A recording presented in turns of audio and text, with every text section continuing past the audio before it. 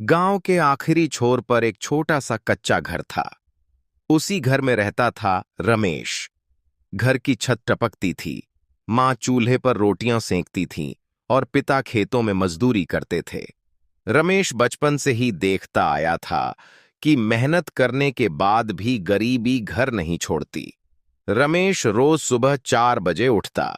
School जाने से पहले वह गायों को चारा डालता, फिर साइकिल से 5 किलोमीटर दूर स्कूल जाता। रास्ते में लोग अक्सर हंसते और कहते, इतनी पढ़ाई करके क्या करेगा, आखिर में खेत ही संभालने हैं।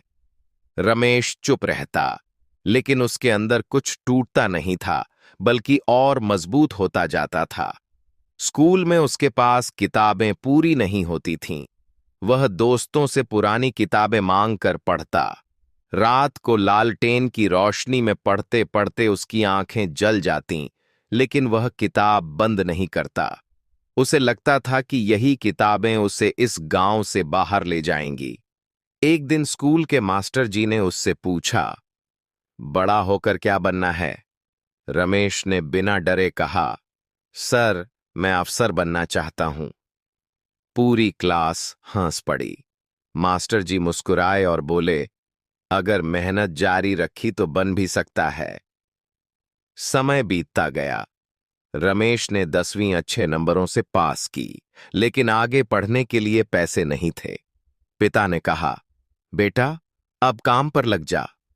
उस रात रमेश पहली बार फूट फूट कर रोया। लेकिन अगले दिन उसने फैसला किया कि हालात चाहे जैसे हों, वह हार नहीं मानेगा। वह दिन में खेतों में काम करता और रात में पढ़ाई। कभी पेट खाली रहता, कभी नींद पूरी नहीं होती। कई बार लगा सब छोड़ दे, लेकिन मां के चेहरे की थकान उसे रोक लेती। सालों की मेहनत के बाद रमेश ने परीक्षा दी। जब रिजल्ट आया तो उसका नाम लिस्ट में था। वह अफसर बन चुका था। जिस गांव में लोग कभी उस पर हंसते थे, आज वही लोग उसकी मिसाल देते थे।